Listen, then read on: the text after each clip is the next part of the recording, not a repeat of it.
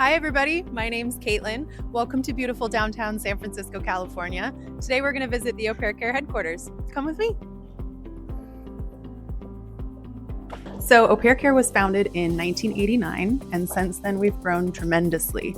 Our parent company is called Intracts, and we operate a number of different cultural exchange programs. You can read all about them on our website. Since we have au pairs all over the United States, most of our staff is remote, so they can provide local support. But here in the office, we have someone from almost every team and the executive team.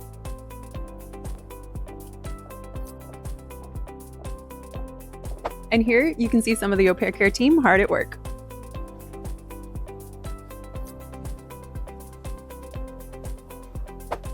We have several meeting rooms here at Au Pair Care.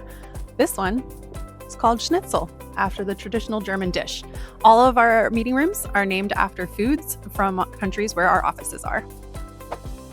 This is our wonderful kitchen where we eat, hang out, drink coffee, and sometimes we even have parties where we invite host families and au pairs. This is our event space where we hold large meetings and holiday parties.